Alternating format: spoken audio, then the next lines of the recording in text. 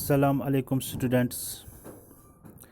पानी की अहमियत हमारी ज़िंदगी में कितनी है ये हम सब जानते हैं। जब भी हम पानी को इस्तेमाल करते हैं तो उस पानी के साथ कोई न कोई चीज़ ऐड हो जाती है। फॉर एग्ज़ाम्पल, अगर हम पानी को इस्तेमाल करते हैं फॉर वॉशिंग वेजिटेबल्स, तो वेजिटेबल्स अंदर के जो सॉइल होती है, मिट्टी, वो उस पानी के साथ ऐड हो जाती है। अगर हम पानी को इस्तेमाल करेंगे फॉर वॉशिंग क्लोथ्स, तो उसमें फॉस्फेट्स, डिटर्जेंट्स, सोप्स के अंदर जो फॉस्फेट्स होते हैं वो उसके साथ ऐड हो जाते हैं। जब हम पानी को इस्तेमाल करते फॉर वॉशिंग यूटेंसिल्स, तो उसमें ऑयल, फैट्स या फूड पार्टिकल्स ऐड हो जाते हैं। जब हम इस्तेमाल करते हैं पानी फॉर क्लीनिंग टॉयलेट्स, तो वहाँ पे भी पानी के साथ कोई चीज़ ऐड हो जाती है। तो जो ये पानी है ये डर्टी बन जाता है, it becomes dirty water. Students, आज हम इसी डर्टी वाटर के टॉपिक पे एक टॉपिक ले रहे हैं जिसका नाम है वेस्ट मैनेजमेंट। तो जो ये डर्टी वाटर है इसी को बोलते हैं हम वाटर। क्या होता है? Waste water is defined as the dirty water that flows or runs bathrooms and kitchen sinks. It is also called domestic sewage. It may include wastewater from industries, hospitals, offices, fields, and rainwater. Next one, what are the sources of wastewater? Major sources of wastewater और sewage और domestic sewage जो घरों से निकलता है, industrial sewage जो commercial activities की वजह से हो जाता है। फॉर एग्ज़ाम्पल, जहाँ पे एनिमल्स स्लॉटर किए जाते हैं वहाँ पे खून होता है, ब्लड होता है, उस ब्लड को वॉश करने के लिए पानी का इस्तेमाल किया जाता है और वो पानी के साथ जहाँ पे सीवेज जनरेट होता है। Fourth one is rain water sewage. जब बारिश हो जाती है, बारिश अपने साथ बहुत सारा वेस्ट ले जाता है और पानी उस रेन वाटर के साथ ऐड हो जाता है, फिर वो ड्रेनेज में चला जाता है, तो वो बनता है रेन वाटर सीवेज।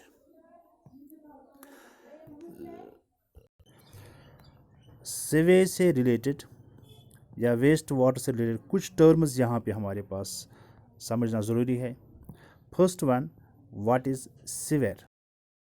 चलिए बच्चों, हम इसको एक डायग्राम के ज़रिए से समझने की कोशिश करेंगे। ये जो यहाँ पे डायग्राम है, मैंने यहाँ पे रेड इंक से जो टिक किया है, वहाँ पे आप देखते हैं ये हाउस है, रेजिडेंशियल एरिया है। वहाँ पे जो वेस्ट निकलता है that is known as residential waste water. यहाँ पे देखेंगे आप, यहाँ पे इंडस्ट्रीज़ है, वहाँ से भी इसको कहेंगे इंडस्ट्रियल वेस्ट वाटर। यहाँ पे देखिए आप, यहाँ पे बहुत सारा वेस्ट निकल सकता है। तो जो ये सारा वेस्ट है इसको हम अंडरग्राउंड पाइप्स के ज़रिए से कलेक्ट करते हैं, अंडरग्राउंड पाइप्स के ज़रिए से कलेक्ट करते हैं। इन अंडरग्राउंड पाइप्स को हम बोलते हैं हम सीवियर्स। तो सीवियर्स क्या होती है, चलिए डिफाइन करेंगे।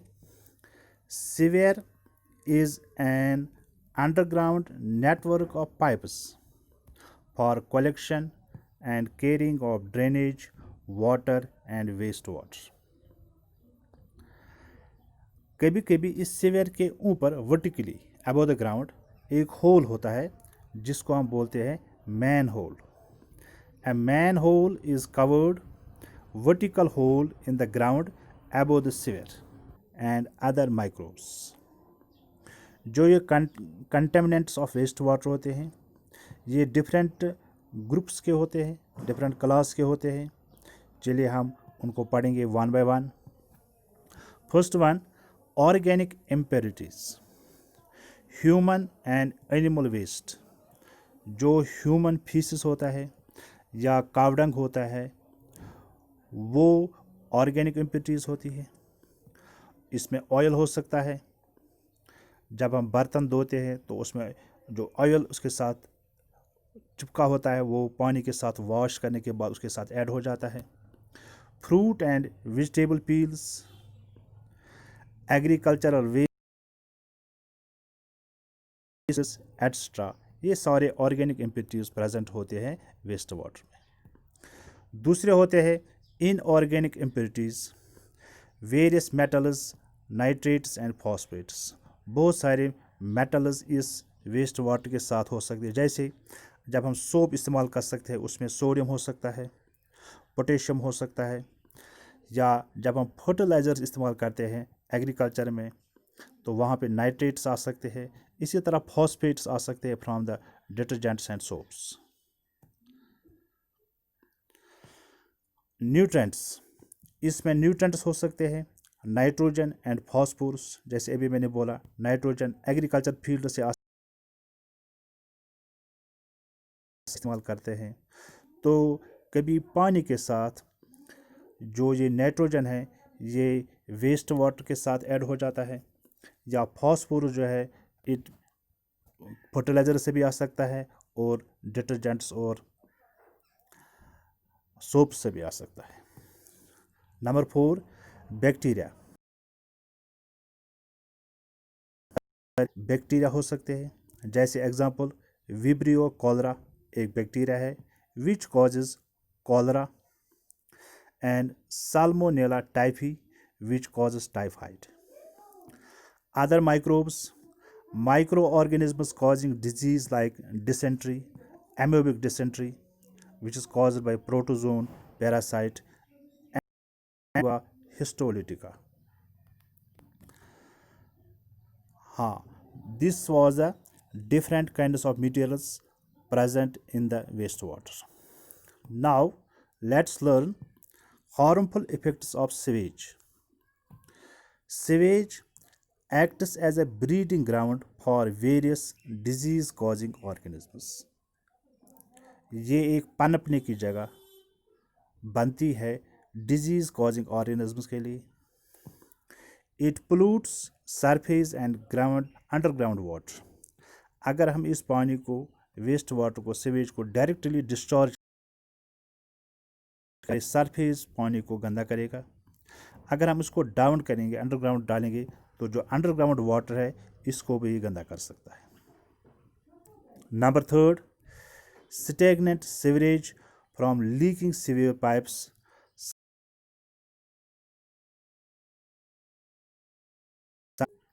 कभी कभी जो हमारे पास पाइप्स होती है, कंसिडर ये पाइप है इसमें से सीवेज जा रहा है, कभी कभी ये लीक हो जाती है और ये शामिल होती है जो वाटर कैरिंग पाइप होती है, ड्रिंकिंग वाटर पाइप होती है, इसमें एंटर हो सकता है और पानी को गंदा कर सकता है। ये भी इसका हार्मफुल इफेक्ट है।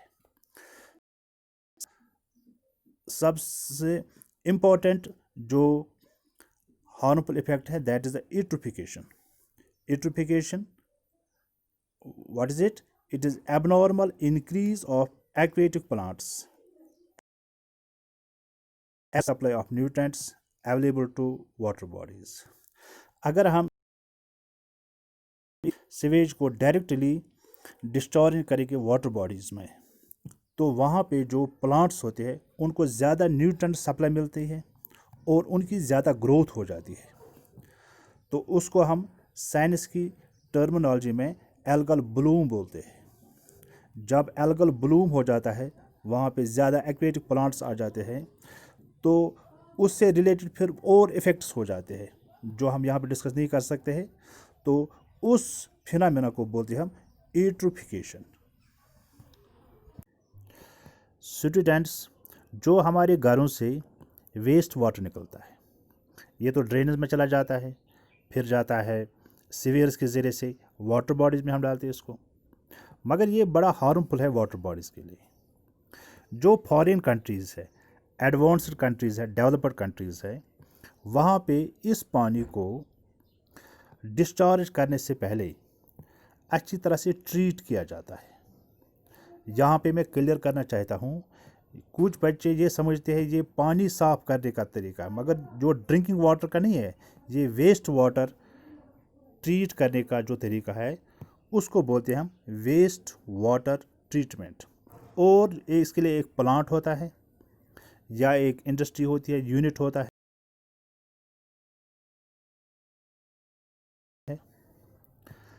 चलिए हम अब यही पढ़ेंगे वेस्ट वाटर ट्रीटमेंट प्लांट क्या होता है और कैसे ये काम करता है।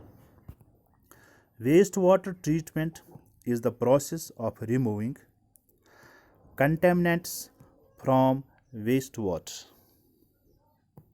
It includes removal of physical, chemical, and biological contaminants using physical, chemical, and biological process. It involves the removal of solid waste or sludge from the sewage. इसमें से जो इसमें सॉलिड वेस्ट होता है या स्लज होता है, इसको हम निकालते हैं, वो हम आगे बढ़ेंगे। And discharging the treated water into water bodies, फिर हम उस पानी को वाटर बॉडीज में डिस्चार्ज करते हैं। The place where the process of sewage treatment is conducted is called waste water treatment plant or sewage treatment plant. Sewage treatment consists of primary, secondary and tertiary treatments. Students, कुछ countries में सिर्फ primary और secondary treatment किया जाता है पानी को, waste water को, और कुछ कंट्रीज़ में अगर ज़रूरत पड़ी वहाँ पे प्राइमरी और सेकेंडरी ट्रीटमेंट के बाद उनको लगता है कि ये साफ़ नहीं, तो वहाँ पे टर्शियरी ट्रीटमेंट किया जाता है। नॉर्मली दो ही ट्रीटमेंट किए जाते हैं, प्राइमरी एंड सेकेंडरी। चलिए अब हम उनको डिस्कस करेंगे one by one. Primary treatment, it is a mechanical और physical process of large particles. It consists of 3 steps: screening, grit removal or settling, primary sedimentation. चलिए प्राइमरी ट्रीटमेंट के जो 3 steps होते हैं, screening, grit removal and primary sedimentation, इनको हम one by one समझने की कोशिश करेंगे विद हेल्प। ये हमारे पास डायग्राम है। ये डायग्राम जो है यहाँ पे आप देख सकते हैं, it is waste water treatment plant. तो इसमें पूरी तफसील दी गई है। तो सबसे पहले हम यहाँ से शुरू करें। जो हमारे पास वेस्ट वाटर यहाँ से आता है, इसको हम कलेक्ट करने के बाद मैश में या स्क्रीन बार से पास करते हैं। आप यहाँ पे देखिए, ये स्क्रीन बार्स यहाँ पे है, यहाँ पे लिखा है स्क्रीन बार्स। तो इस स्क्रीन बार से हम इस वेस्ट वाटर को पास करते हैं। जब हम इसको करते हैं, जो बड़े बड़े लार्ज रबिश पीस होते हैं, जैसे पेपर, जैसे बोटल्स, प्लास्टिक, लीव्स, टिविग्स, स्टिक्स, वो पीछे रहती है। फिर हम उनको रिमूव करते हैं, उनको सेपरेट करते हैं, और जो पानी है वो आगे जाता है टैंक में। तो जब हम लार्ज रबिश पीस को पीछे रखते हैं बाय यूजिंग बार, इस प्रोसेस को बोलते हैं हम स्क्रीनिंग। चलिए हम डेफिनेशन पे वापस जाएंगे। स्क्रीनिंग क्या होती है? The process of passing sewage through parallel bar screens is called screening. It helps to remove such as sticks, pockets, rags, cans, plastic, leaves, paper etcetera. उसके बाद प्राइमरी ट्रीटमेंट का second part that is the settling और grit removal. चलिए हम दोबारा diagram पे जाएंगे, वहाँ पे हम समझेंगे। स्क्रीनिंग के बाद जो ये पानी है ये हम दूसरे टैंक में ले जाते हैं। इस टैंक को बोलते हैं, यहाँ पे लिखा आप देख सकते हैं, ग्रिट सैंड रिमूवल टैंक। इसमें हम इसको पास कर स्लोली पास किया जाता है इस टैंक में, ताकि जो इसके अंदर हैवी पार्टिकल्स है जैसे ग्रिट, सैंड, पेबल्स, वो सेटल हो सकती है। यहाँ पे आप देख सकते हैं ये सेटल हो गई under the process of sedimentation. Sedimentation is the process of settling down of heavier particles at the bottom of the container। तो सेडिमेंटेशन का हम इस्तेमाल इसमें करते हैं। इस प्रोसेस को बोलते हैं हम grit removal. The process of settling down of grit, sand and pebbles at the bottom of grit chamber removal.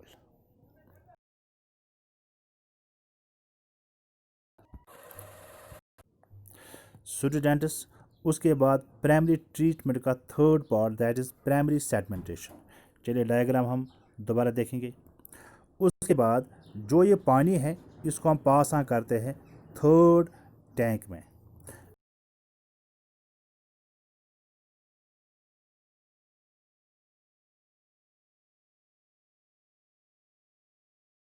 जमा करते हैं तो जो इसके अंदर सस्पेंडेड सॉलिड पार्टिकल्स, यहाँ पे आप देख सकते हैं इस बॉटम पे, यहाँ पे ये जमा हो गए हैं। तो जब ये जमा हो जाते हैं फिर हम उनको नीचे से पास ऑन करते हैं एक बड़े टैंक में, जिस टैंक को बोलते हैं हम डाइजेस्टर टैंक। यहाँ पे आप देख सकते हैं डाइजेस्टर टैंक।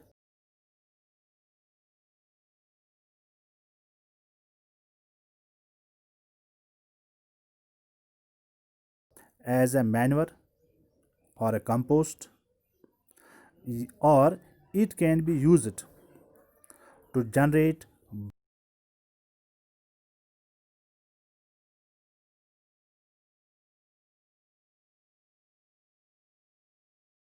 वहाँ पे हम इसको इस्तेमाल रिमूव कर सकते हैं। तो चलिए हम वापस जाएंगे। सेडिमेंटेशन क्या होती है? Primary sedimentation down of in the form of sludge is called primary sedimentation. The solid part of sewage is called sludge। जो ये solid part sewage का होता है, जो settle होता है at the bottom, इसको बोलते हैं हम sludge।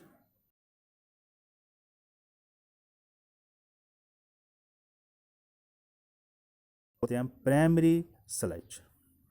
क्योंकि आगे हम देखेंगे वहाँ पे secondary sedimentation tank भी होती है। Since it occurs in primary settling tank, it is called primary sludge। It is removed from the bottom of the primary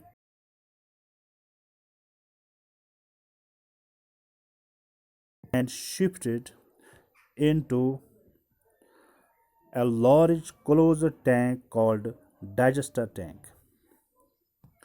Primary sludge can be used for preparing compost or manure directly, or it is treated with anaerobic bacteria in generation of biogas। The wastewater after removing the primary sludge is called effluent। जब हम इसमें से sludge निकालते हैं उसके बाद जो ये वेस्ट वाटर रहता है इसको बोलते हैं हम इफ्यूलेंट। इफ्यूलेंट को हम पास करते हैं फॉर सेकेंडरी ट्रीटमेंट। कभी कभी इस वेस्ट वाटर के अंदर कुछ फ्लोटिंग इम्प्योरिटीज़ होती है जैसे ग्रीस एंड ऑयल्स। इनको हम रिमूव करते हैं by a skimmer. कंसिडर, ये हमारे पास टैंक है,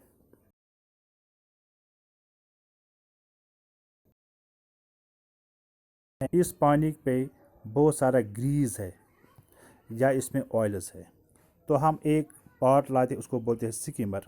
ये स्किमर घूमता रहता है इसके ऊपर से फ्लोटिंग पे, और जो ये ग्रीस है, जो ऑयल्स है, इनको हम रिमूव करते हैं। Water obtained after removal of sludge and floating impurities is called clarification.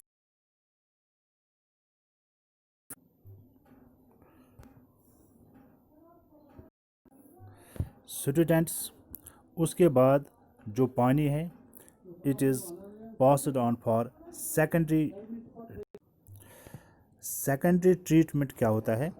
It is a biological process in which micro organisms are used to degrade organic matter contained in a sewage effluent. There are three main methods: oxidation tanks, trickling filter method, and activated sludge method. चलिए हम थोड़ा briefly इनके बारे में discuss करेंगे। First one is oxidation tank और lagoon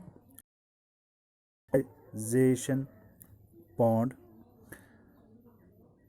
ये क्या होता है? चलिए हम डायग्राम में पहले इसको समझेंगे। डायग्राम में आप देखेंगे, जब हमने इसको प्राइमरी ट्रीटमेंट वेस्ट वाटर को किया, पहले 3 स्टेप्स आपने देखे। उसके बाद जो ये पानी है, ये और एक टैंक में पास किया जाता है जिसको बोलते हैं हम एरेशन टैंक। ये एरेशन टैंक 3 किस्म की हो सकती है। ऑक्सीडेशन पॉन्ड भी हो सकता है, ट्रिकलिंग फिल्टर मेथड भी हो सकता है, या एक्टिवेटेड स्लज मेथड हो सकता है। हम तीनों इस्तेमाल कर सकते हैं या तीनों में से एक इस्तेमाल कर सकते हैं। तो डिफाइन करेंगे इसको, ऑक्सीडेशन टैंक क्या होती है।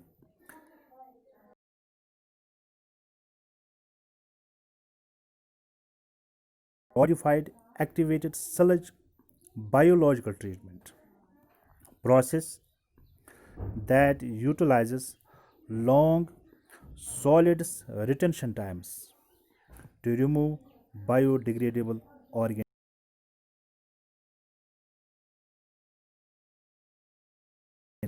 ताकि जो उसमें बायोडिग्रेडेबल ऑर्गेनिक वेस्ट हो, इसको हम रिमूव। उसके बाद second, trickling filter method. It is an aerobic treatment method or system that utilizes microorganisms attached to medium to remove organic matter from the wastewater.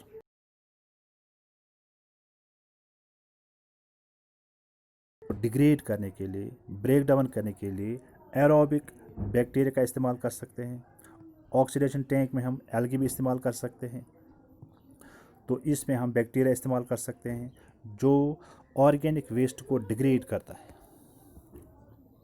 उसके बाद third method, that is activated sludge method. In this method, the effluent from primary settling tank is passed into an aeration tank. जो ये secondary treatment होता है, इसके 3 steps, 3 तरीके के methods हमारे पास होते हैं, जो मैंने 2 बोले, तीसरा है activated sludge method. Biological process of secondary treatment consist of 2 steps.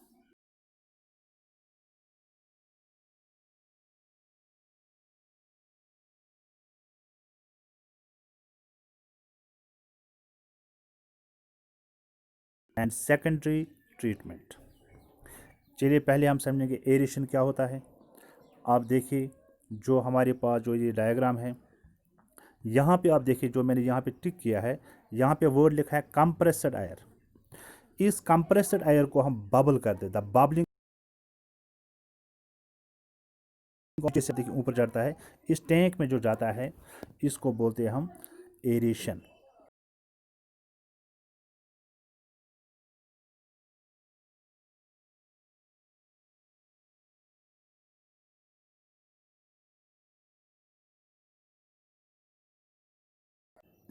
The process of bubbling compressed air into clarified water is called aeration. That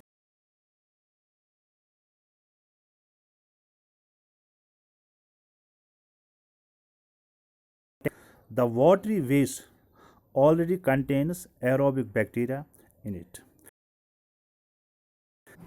Aerobic bacteria present होते हैं. Aeration is done to provide to help aerobic bacteria to grow rapidly in the water. Aeration हम क्यों करते हैं?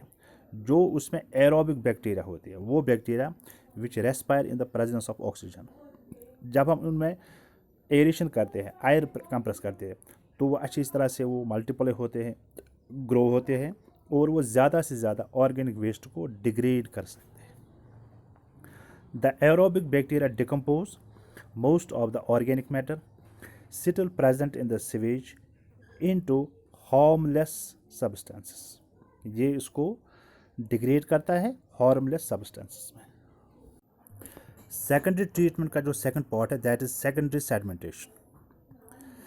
Secondary sedimentation में क्या करते हैं हम? जो हमारे पास ये डायग्राम है, इसके बाद हम इस पानी को पास ऑन करते हैं इस टैंक में, जिसको बोलते हैं हम सेकेंडरी सेडिमेंटेशन टैंक.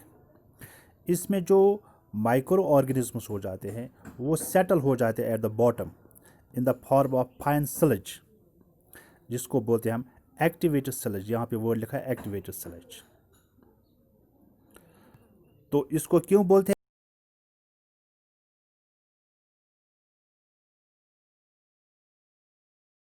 और इसमें ऑक्सीजन प्रेजेंट होता है, इसीलिए इसको बोलते हैं हम activated सलज.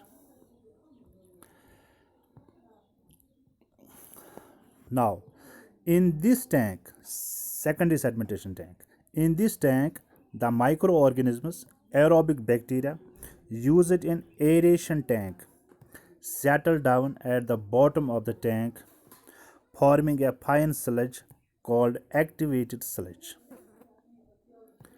It is called activated sludge because active microorganisms or living microorganisms such as aerobic bacteria and oxygen are present in it. Some of it is added back and sent to digester tank. Students, अगर primary और secondary treatment करने के बाद हमें लगे अभी ये waste water साफ़ नहीं हुआ, ये अभी हम डिस्चार्ज नहीं कर सकते हम वाटर बॉडीज़ में, तो हम टर्शियरी ट्रीटमेंट पे जा सकते हैं. कहीं कहीं पे ये टर्शियरी ट्रीटमेंट किया.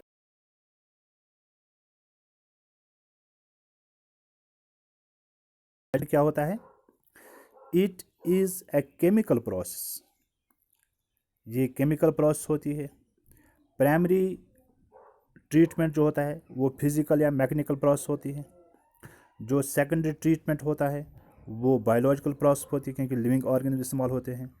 और जो टर्शियरी ट्रीटमेंट होता है ये केमिकल प्रोसेस होती है. It is a chemical process in which chemicals like chlorine और ozone are used to disinfect waste water. Waste water को डिसइंफेक्ट करने के लिए हम क्लोरीन टैबलेट्स या ओजोन का इस्तेमाल करते हैं. It is used to remove phosphorus and nitrogen from waste water. ज़्यादातर ये हम इस्तेमाल करते हैं हम फॉस्फोरस और नाइट्रोजन को रिमूव करने के लिए फ्रॉम वेस्ट वाटर, क्योंकि जो फॉस्फोरस और नाइट्रोजन होता है ये वाटर बॉडीज़ में यूट्रोफिकेशन करता है, एबनॉर्मल ग्रोथ ऑफ एल्गी करता है, जो हमने पहले ही पढ़ा है. तो और जो ये फॉस्फोरस और नाइट्रोजन कहाँ से आता है? ये आता है फर्टिलाइज़र से, जो हम खेतों में इस्तेमाल करते हैं, फिर वो वॉश आउट होते हैं, या जो हम साबुन इस्तेमाल करते हैं या डिटर्जेंट्स, उनमें भी फॉस्फोरस होता है. तो इसको हम टर्शियरी ट्रीटमेंट के ज़रिए से रिमूव करते हैं. Tertiary treatment is omitted if treated wastewater is to be passed into rivers and streams.